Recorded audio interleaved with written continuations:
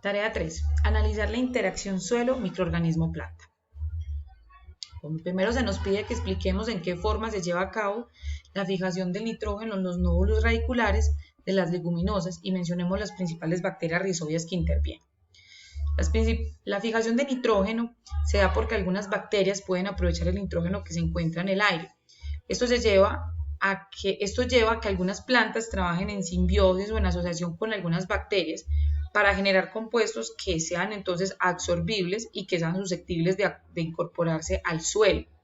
Esta fijación se da en los nódulos radiculares y sucede gracias a la catálisis de una enzima que se llama nitrogenasa. En esta simbiosis participan bacterias principalmente como los actinomicetos y otras denominadas rizobios. Esta simbiosis puede durar durante toda la vida de la planta y genera grandes beneficios para los simbiontes. Lo segundo que se nos pide es que describamos las etapas de la formación de los nódulos radiculares. Entonces, lo primero, para que se dé la formación del nódulo radicular, lo primero es el reconocimiento del socio adecuado, esto obviamente por parte de la planta y por parte de la bacteria, y lo otro es la adherencia del pelo de la bacteria al pelo radicular que se encuentra situado en el córtex. Lo segundo que sucede es la excreción de los factores NOD por parte de la bacteria. Lo tercero es la invasión entonces de la bacteria a ese pelo radical y la formación por parte de la bacteria de un tubo de infección, como lo podemos ver en la imagen. Lo cuarto es el desplazamiento de la bacteria por medio de ese tubo de infección. Lo quinto es la aparición entonces de las células bacterianas que se llaman bacterioides y que se van a encontrar entonces situadas dentro de la raíz de la planta. ¿Ya? Ellas van a encontrarse entre la parte principal de la raíz, la parte central.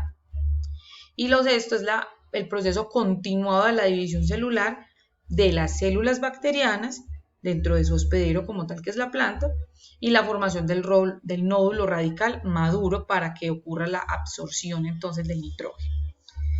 Luego se nos pide que hablemos de por qué algunas bacterias del género Agrobacterium pueden ocasionar simbiosis parasitaria en las plantas.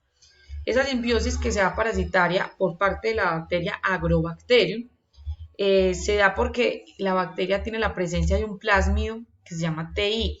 Este plásmido le transfiere a la planta parte de su genoma y entonces este es el que le ocasiona los tumores a la planta. Agrobacterium rhizogenes ocasiona tumores en las raíces. Agrobacterium tumefaciens genera tumores en los tallos.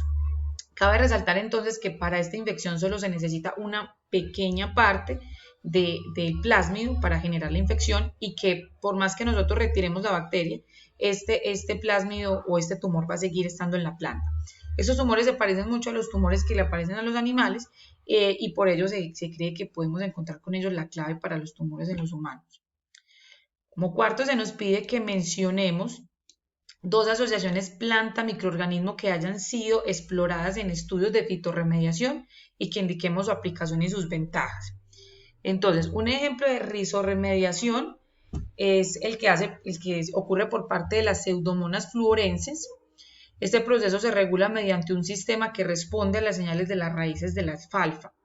Otro estudio que me pareció también importante e interesante fue un estudio que se hizo inoculando un consorcio bacteriano a las plantas de sea maíz. Este consorcio bacteriano estaba compuesto por Bacillus pumilus, Pseudomonas aeuginosa, Pseudomonas frederickbergensis, Azospirillum brasiliensis. Entonces, esto lo que logró entonces demostrar es que hay una interacción positiva de la planta y su efecto, y por la interacción con estas bacterias que generó una promoción de ese crecimiento vegetal, ¿ya? Y que aumentó una capacidad mayor y un menor tiempo de germinación de las semillas, aún en presencia de dice, de 5 a 10 partes por millón. Los tratamientos con bioaumentación de semillas y semillas inoculadas presentaron un mayor porcentaje de degradación debido a la interacción entre la planta y la bacteria. Otro estudio que encontramos fue otro que se hizo con L. corniculatus o el berro como tal.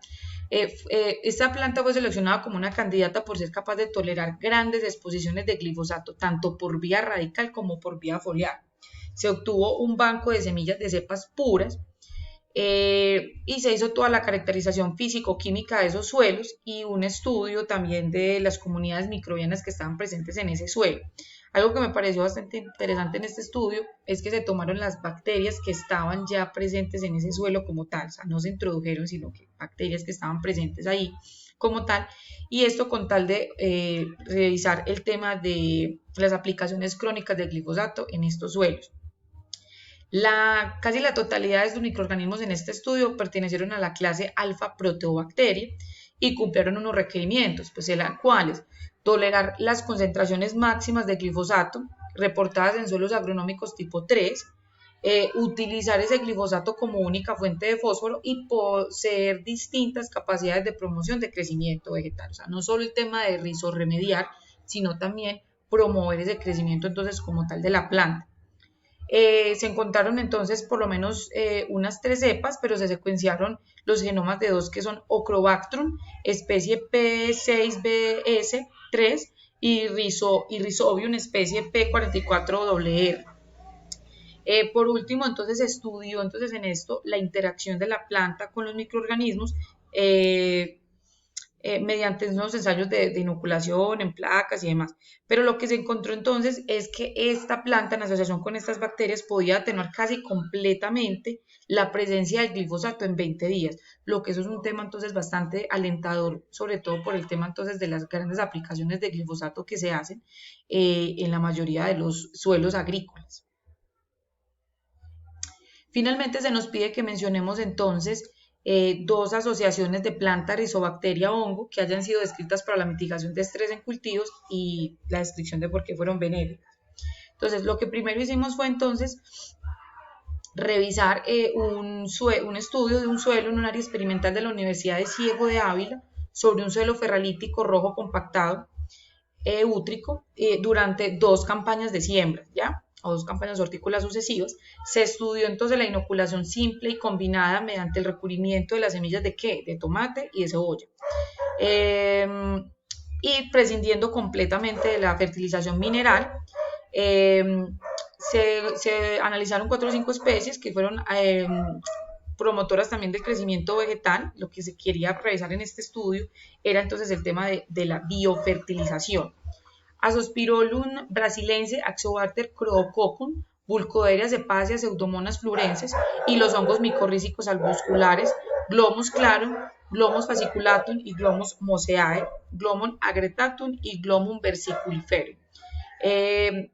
Estos hongos entonces lo que lograron mostrar es que aún sin haber fertilizado el suelo de manera mineral, los frutos de dichas plantas lograron, sobre todo en tomate, la altura y la longitud, las raíces lograron la longitud y la altura ideal.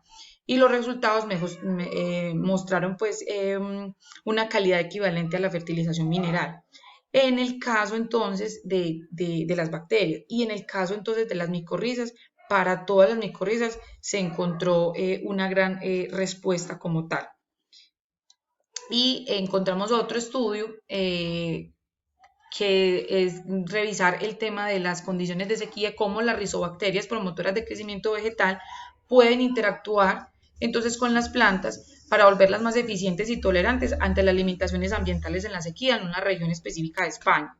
Los resultados que se obtuvieron en este estudio básicamente fue que esta relación o esta relación entre microorganismos y planta logró una comprensión y un conocimiento de la selección de las bacterias que son capaces de dirigirse a mejorar el crecimiento vegetal y entonces por lo consiguiente a mejorar zonas que también entonces son áridas y que están degradadas como tal. La inoculación bacteriana puede ser capaz entonces de revertir efectos perjudiciales por actuar potenciando en la planta mecanismos moleculares, fisiológicos, bioquímicos relacionados con la relación del estrés hídrico. Se aislaron también entonces unos géneros como fueron Bacillus y Enterobacterium, que son unas bacterias que son principalmente muy específicas para el tema de la resistencia al estrés osmótico como tal, y fueron también bacterias que se seleccionaron en esa misma zona. Entonces es muy beneficioso también esta asociación entre estas plantas y estas bacterias.